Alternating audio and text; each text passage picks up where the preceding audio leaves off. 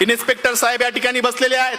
साहेब, AC मध्ये बसणारी पोरं दंगलीमध्ये आज जात नाहीत, जातात तुमची आमची लेकरं, तुमची आमची भाऊ. म्हणून ही कविता, तिचं नाव चल दंगल समजून घेऊ. आदेश आले, अफवा आल्या, रंगीबिरंगी झेंडे आले, दगडासोबत धोंडे आले, कळपा कळपा न गेंडे आले, धर्मासाठी कडवे आले, मतांसाठी भडवे आले.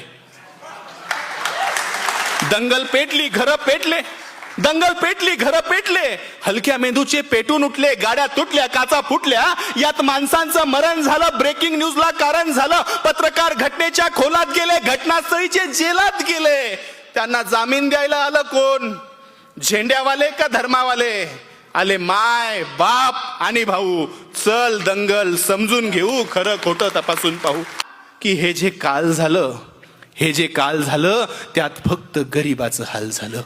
हे जे काल झालं त्यात फक्त गरिबाचं हाल झालं. पोलिसांना उडकली, त्यात सगळी पोरं अडकली. मग दाखल केस, दाखल शिक्षा, मग कशाची शाळा कशाची परीक्षा.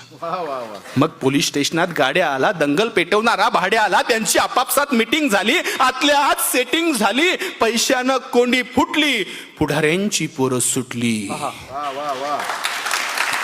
असं सगळं घडतं दंगलीच्या भोवताल, असं सगळं घडतं दंगलीच्या भोवताल. पेटवणाऱ्याची सुटतात, बाकी भाकरीसाठी मवताल.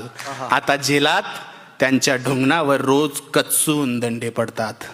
दादा हो, एकदा जाताना साहेबाला विचारा, कोलम कसा असतो, 3rd डिग्री कसा असतो. आता त्यांच्या ढुंगणावर जेलात रोज कचून दंडे पडतात. पेटवणाऱ्याची सुटली, बाकी सालोसाल सडतात. असं सगळं दंगलीमध्ये होत असतं भाऊ. चल दंगल समजून घेऊ, खरं खोटं तपासून पाहू.